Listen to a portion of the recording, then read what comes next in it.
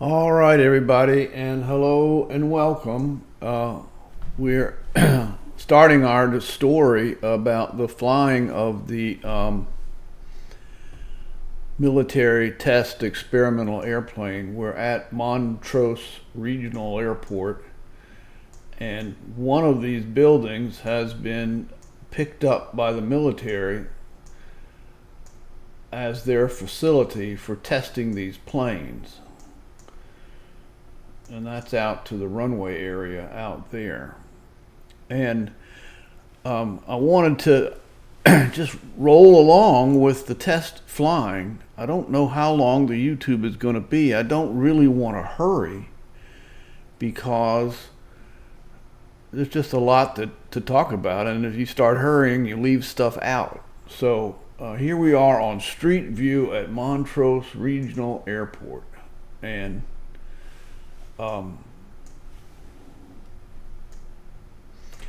I'm not very good with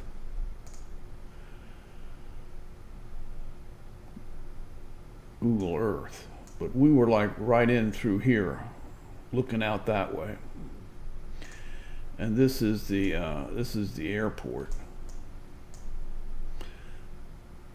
And we'll go out here and we'll get on this runway and get this plane ready to take off. But I'm not quite ready to be doing that yet.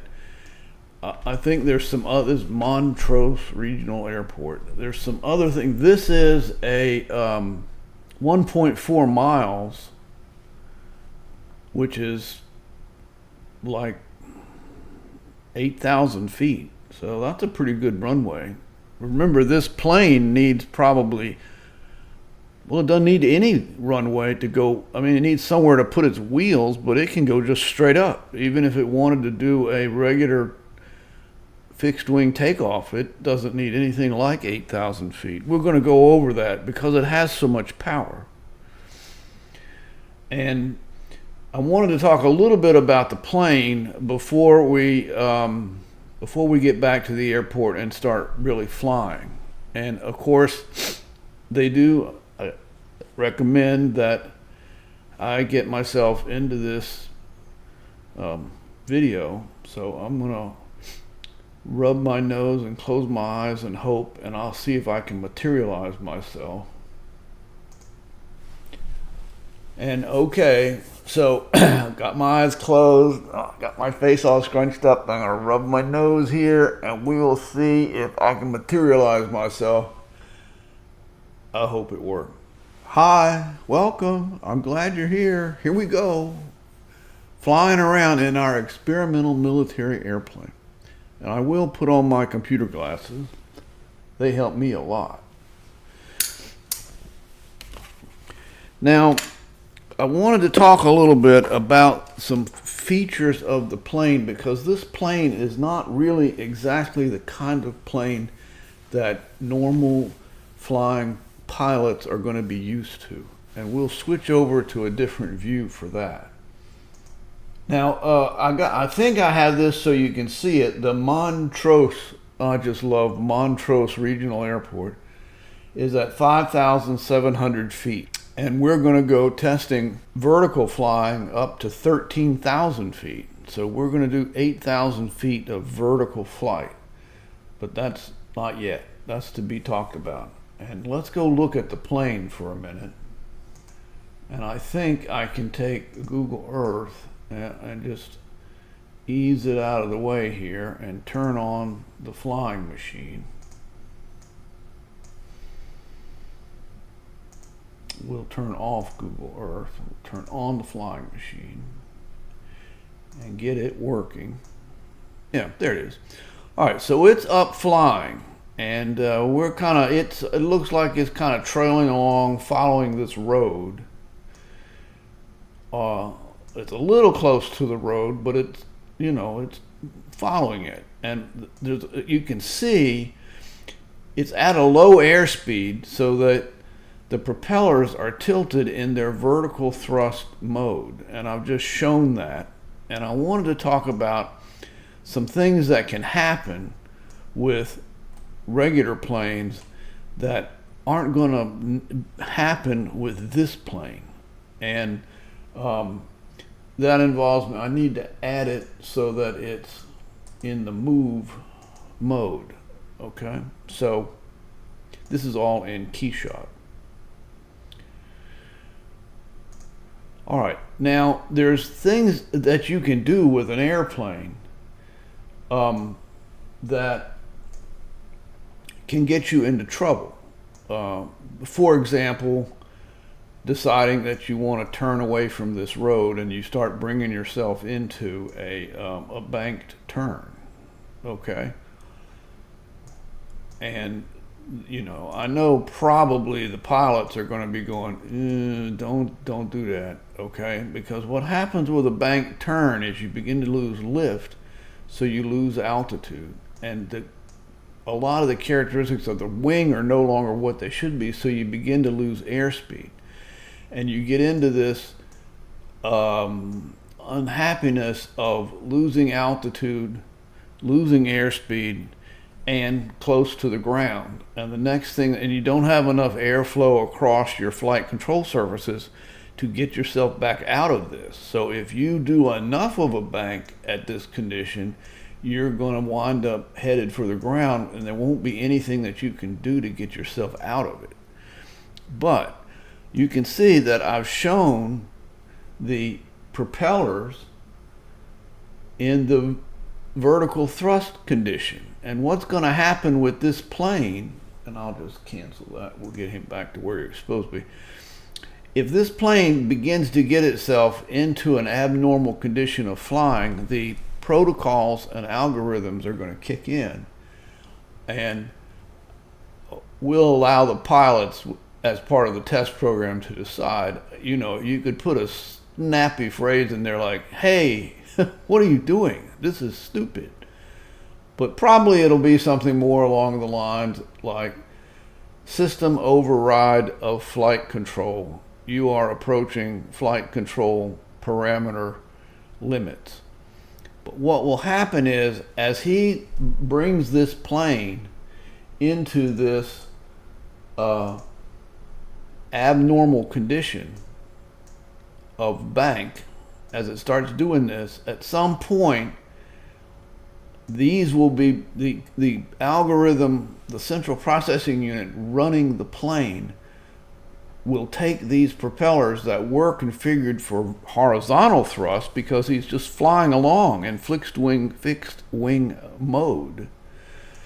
That system will detect that he is drifting into a condition that is not a good idea. And so what it will do is it will take these propellers and bring them out of horizontal thrust and bring them into vertical thrust, and it will add more vertical thrust to this side and bring the plane back to this condition, and then it might add a little bit of vertical thrust to the back of the plane to get, well, maybe like this, to get the head up a little bit. And it will bring the plane back to normal flying conditions, and say to the pilot, the student pilot, there's two pilots in the cockpit with this test situation. One is the check pilot, who is the fully qualified military active duty combat aviation pilot, who knows what's going on and has done all of this and actually felt the plane getting itself into trouble, and would have said, hey, what are you doing? But he knew that the algorithms would kick in and say, system override of flight control. You have exceeded parameters. And it will bring the thing back to level flight, and it will spin up these propellers and generate enough vertical thrust that the plane doesn't start drifting down towards the ground, because this pilot, the student pilot, knocked out the lift. And the same is true of the other type of situation that pilots can get themselves into, which is where they're pitching the nose up for some, who knows why. Maybe they're trying to gain altitude, but they pitch it up enough that the angle of attack becomes sufficient that the wings begin to lose lift, and the plane itself begins to act as an air brake. And the effect of this is you lose airspeed. Here we go again. That triple problem of loss of airspeed, close to the ground, low altitude, and loss of lift. And the same exact thing is going to happen where the system is going to say, no, no, no, no, what are you doing? It's going to say, system override of flight control, you are exceeding parameters, and it will bring the plane back to level by adding more thrust in the back than in the front, but it will add enough vertical thrust that the plane will not be headed for the ground. And I just wanted to mention this because this is something not present on most planes. Remember, this is a big plane. This is 37 feet from here to here. I think the chord of this wing is 5 or 6 feet. This plane is designed to carry, well, the whole thing weighs, I think the plane weighs about 3,500 pounds, but it's got a 1,000-pound payload and 600 pounds of fuel, so the whole entire plane is 5,500 pounds. So this is a big deal. I mean, it's not something that you can just play around with, but this system, the control system, the intelligence, the autonomy of the algorithms, this is my discussion about autonomy, is going to say, you can't do that, you can't do that. We're taking the plane from you. We'll get the plane stable and we'll get you back, and then we'll hand control back to you, and you can turn around to all the people in the plane and try to explain to them what you were thinking there. And I did want to show you, I did some, Keyshot will let me do renders of this tilt rotor, and I just wanted to show you that. I mean, let me just cancel this.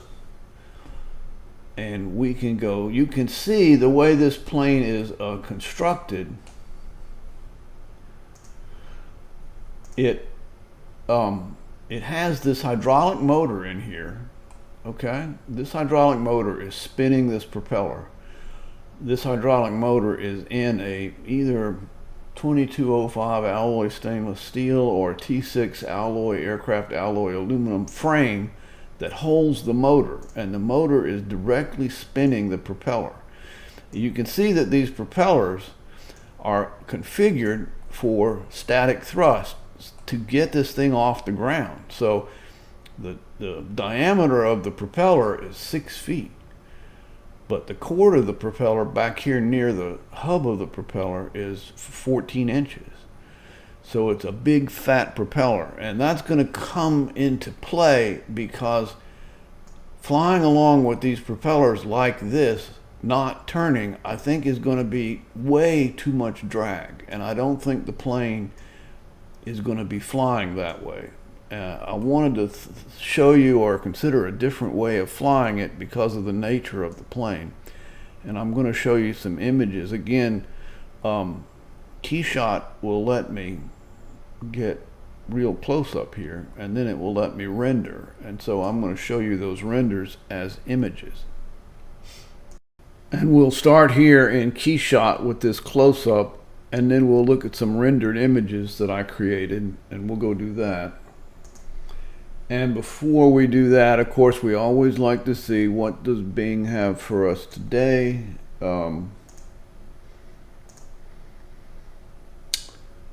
Delicate Arches National Park.